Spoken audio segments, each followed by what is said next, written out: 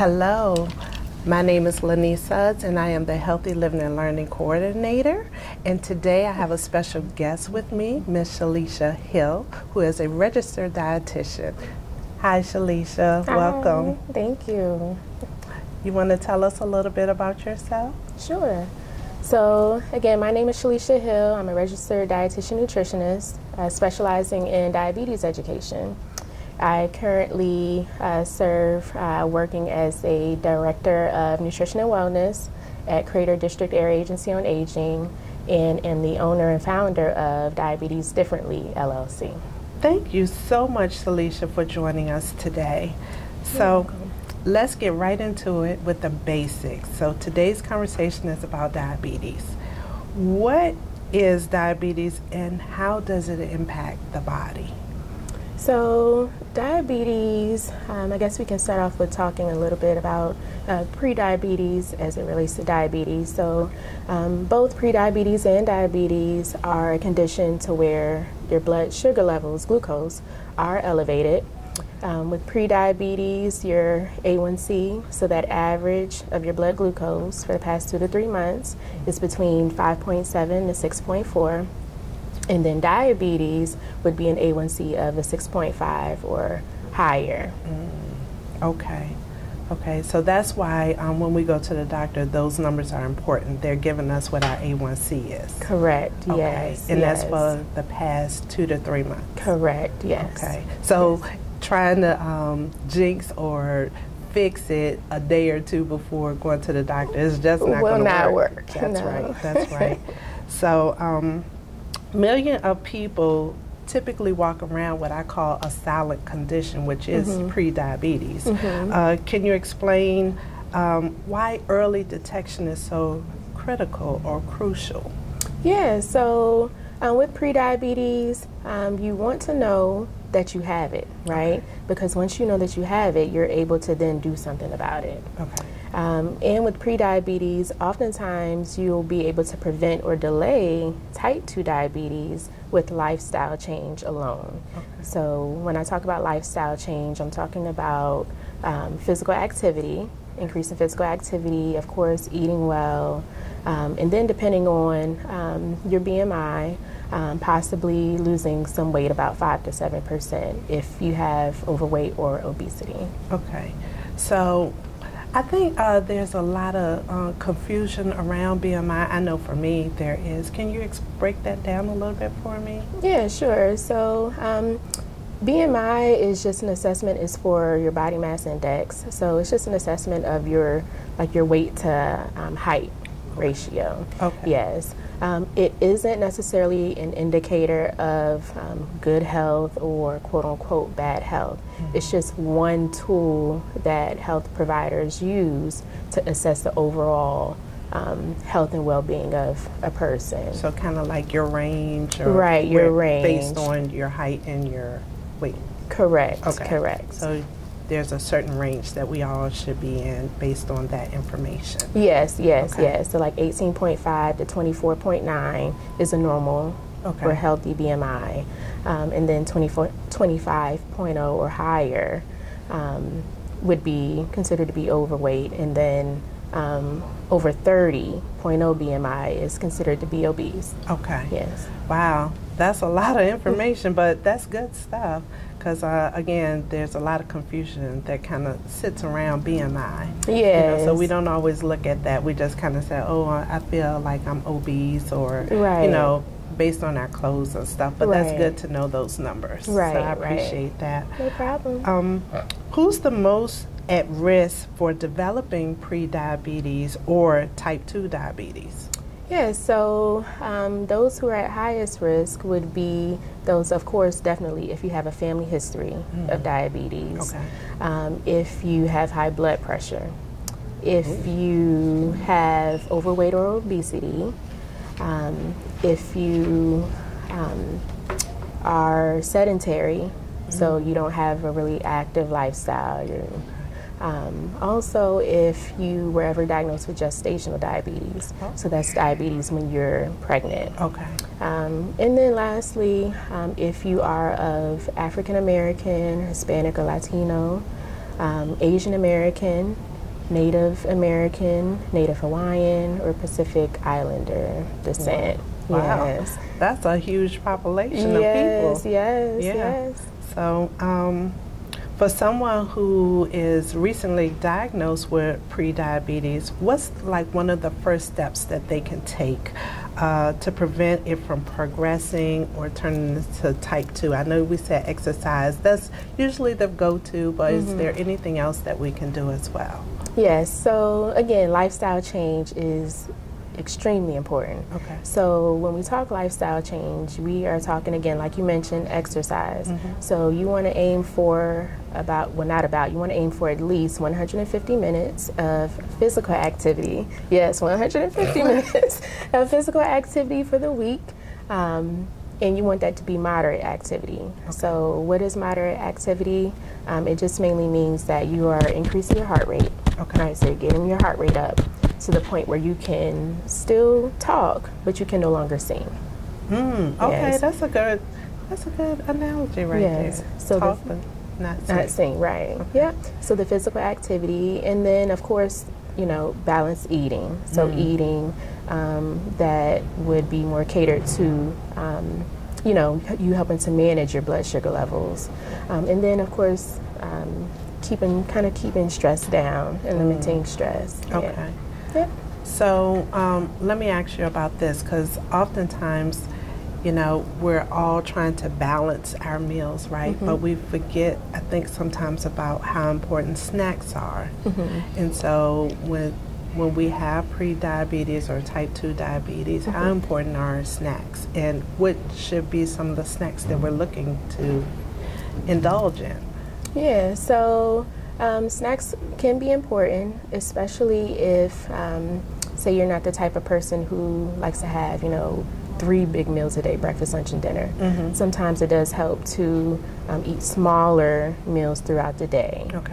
And then when you go for snacks, you want to go for those that have lower fat in them, also not as much sodium in them, not as much added sugar, of course, in them.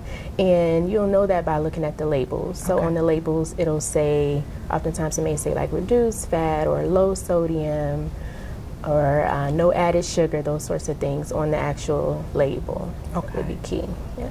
So food is important, of course. So just trying to figure out, I guess, the healthier options.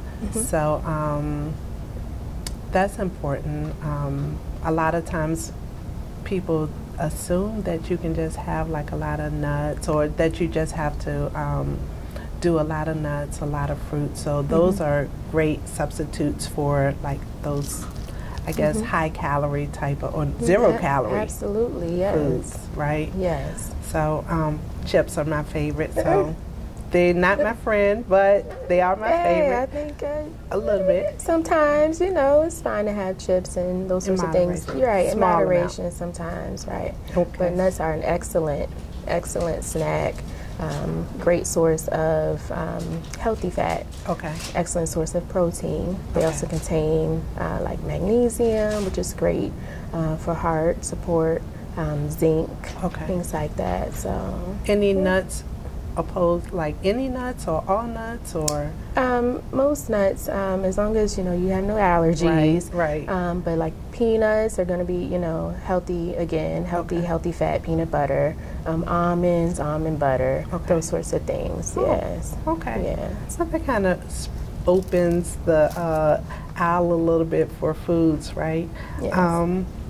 So you do want to watch though. Look at the label. Okay. For example, peanut butter. Okay. So I can't think off the top of my head, but if you look at a label for peanut butter, you'll see they normally break down the serving size by like tablespoon. It'll say like 2 tablespoons will give you this amount of calories. Okay. So just pay attention to the food label, because that can add up quickly. Okay. So if you have it, just again, like I said, make sure you're considering and being mindful of that label and the serving size. And so maybe also, since we use technology a lot, maybe like using your phone pad or something to kind of journal, so you can kind of track some of those healthier things that you're consuming, or not so healthy things that you're consuming, especially when you're diabetic or pre-diabetic.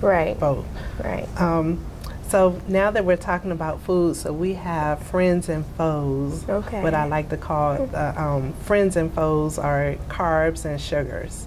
So there's so much confusion around it, though, between carbs and sugars. Are they really the enemy, or can we actually include them in our healthier diet? Yes, so no, carbs are not the enemy. They are not the enemy.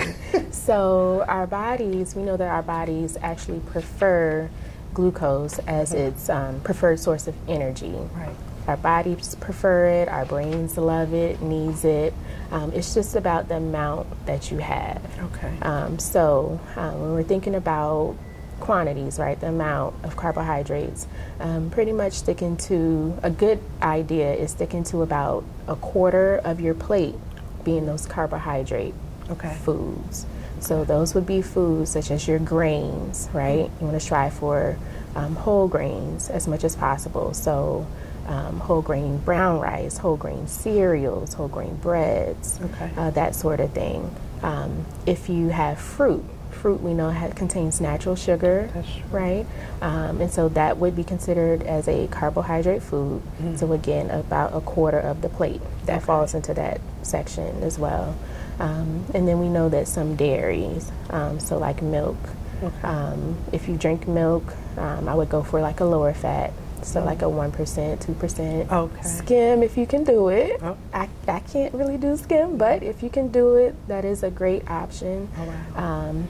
And yogurt as well is another dairy that contains carbohydrates in it. So just being mindful that if you have a meal that contains carbohydrates, just trying to keep it at around a quarter of your plate is a good so if I had to use my hand, could I just be like, okay, this is like the amount that, because you know, when you're trying to figure out, or coming Thanksgiving, right? So we're going to be fixing our plates, but I try to give people like something easy to use to measure different things. So it could be a fist size, or it could be a palm size, or whatever the case may be, but just kind of using some of your assets that you already have is very helpful. I know for me it is, so I'm hoping it is for other people as well. Sure it is. So let's focus on a few symptoms I want to share with some people. What are some symptoms if someone has high if they have high blood sugar, which is also known as hyperglycemia, but if they also have low blood sugar, which is hypoglycemia, what are some of the signs that people should look out for? So there are several signs, but I'll give you some of the most common signs, so just a few. So I guess starting with the hypoglycemia, so low blood sugar. Oftentimes people experience shakiness, sweaty, they become sweaty, also hangry. So for those, who may not know what hangry is, I think we all do, but when we may not eat for a while and we start to get a little irritable, hangry.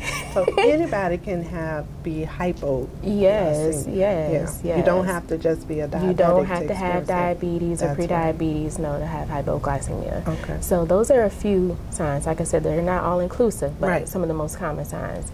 And then for hyperglycemia, high blood sugar, blurred vision, excessive thirst would be another symptom, as well as excessive urination. Oftentimes people realize, or that's kind of one of the things that, they tell the doctor, hey, I've been urinating frequently, and that's oftentimes how they start to look more into those symptoms and that sort of thing to diagnose. So even if a person is not type 2 diabetic, they could still be hyper. They can still experience some of that as well? Sure, you can still have high blood sugar levels and not be diagnosed with diabetes.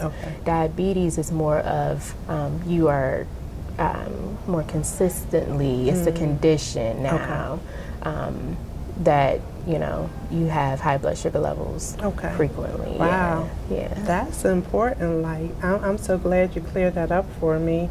Sure. So there's other culprits, which happen to be stress and sleep, kissing cousins, right? So how does stress and poor sleep really affect the blood sugar levels and the risk of diabetes? So we know that increased stress can actually spike your blood glucose with people with diabetes. And so it is extremely important to try to limit stress and keep that stress down. And then we know, if you're not getting adequate sleep or getting a good quality sleep, that can actually increase your stress levels as well, which could then increase those stress hormones and spike your blood glucose level. So it is important to manage your stress and make sure you're getting adequate sleep. Yeah, because sometimes I hear people say, "Oh, I only get like 6 hours of sleep," and they're diabetic, and I'm like, that doesn't seem good to me. So even if maybe they only sleep for 6 hours, but it might be good quality of sleep. Right. So and oftentimes they say, that's their average. But also if they feel the need, I suppose, if you can take a nap throughout the day. Take a nap. Yeah, take a nap. So that's good to know, though, that, our stress levels can really impact if you're diabetic or anyone, it can impact those glucose ranges. Absolutely, yes.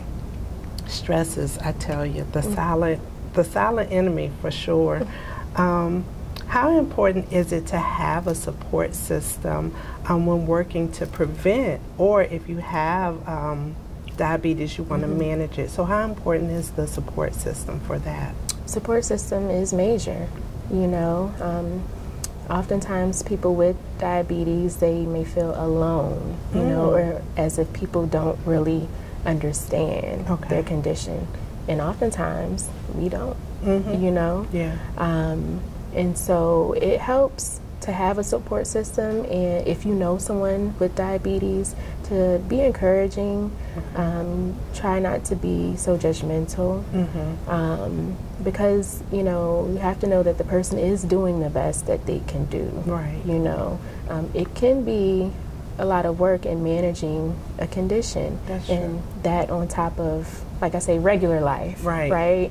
So just try to be supportive through your words, and also sometimes too it would help in being supportive through your actions. So for example, say you know someone who has diabetes and they live in your household, and they say, hey, I'm trying to work on my eating, and for dinner tonight I'm going to have water. Maybe saying, well, you know what, I have a water too. Or say that they have their meal and they say, hey, I'm going to go for a walk. Hey, I'll go with you, I'll go walk with you. So things like that, showing the action too behind the words, can be extremely important. That's a good way to show support. Or even if it's not even a household member, but sometimes just being conscious, because in work setting environments, everybody isn't going to reveal those types of conditions. So we as a community can be more conscious about some of the things that we're bringing in to contribute to help them do better. So I like that. That we can all play a part in someone's life. That's right. So many people struggle with making life changes. Eating is part of it. Sometimes as we get older, we want to do different. We're able to make small, or what I call micro changes, that seem to have a big impact. What advice would you give to someone feeling overwhelmed by the idea of changing their diet and exercise habits?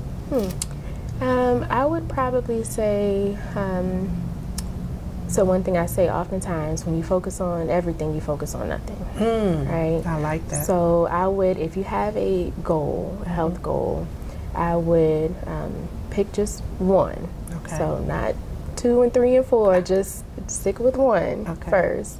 And once you have that goal, make sure it is a SMART goal. We have heard of SMART goals before, but SMART goals are just goals that are specific. They are measurable, they are attainable, they are relevant, and they are time bound. Okay. So there's some type of number attached. That way we know whether or not we actually hit that goal. Okay. So, just focusing on the one goal and having grace for yourself. Definitely. Still being intentional, but, again, having that SMART goal will allow you the opportunity to, if you say you don't hit the goal that you wanted to reach, it gives you the opportunity to kind of modify it and adjust it and then see, hey, maybe I could have done more of this, or what did I do well, counting your wins too, and then going from there. Okay. So just being very intentional about it, but also realistic. And showing grace to yourself. Showing grace to yourself. Yes, Can't have enough of that these days. So I appreciate those steps. That's imperative. Yeah. What is the one key takeaway you want people to remember about diabetes prevention? I would say that just understanding and realizing that diabetes is a condition to where, sometimes, it is challenging to manage, but it is manageable. Okay. Type 2 diabetes oftentimes is preventable, or we're able to delay it. Okay. So, thinking about that, and, if you are diagnosed, if you have prediabetes or are at risk of that, seeking out different support groups and programs to really help prevent you from developing diabetes. Okay. And then, go ahead. No, go ahead. And the last thing I'll say is, for those with diabetes, just taking into consideration the fact that that person is actually doing the work, essentially, of a whole organ, of the pancreas. Yeah. And that's a lot. So, again, showing that compassion and trying to be understanding, non-judgmental. Right. And know that they're doing the best that they can do. Wow. Yeah. Well, I think we have a handful here of information, at least some tangible and some things that we can really be very intentional about when it comes to whether you have pre-diabetes or or type 2 diabetes. Like those things are very tangible. I appreciate you breaking it down so simple so that we can truly understand, because I believe that knowledge, or applied knowledge, is power. That's right. And so now we have the key to turn some things around for ourselves. Yes. Thank you so much, Shelisha, for being here. We greatly appreciate you. Thanks for having me. Where can we find you? What social media, what type of, I know you have your business. You want to speak a little bit about that? Sure. So, yes, you can find me at diabetesdefinitely.com is the website. What we do is we provide diabetes education, so that includes pre-diabetes. We do individual diabetes education as well as group diabetes education, as well as if you'd like us to come out and speak to your group or your organization, we do that as well. Okay. Yes. So different things you can find on the website, diabetesdefinitely.com.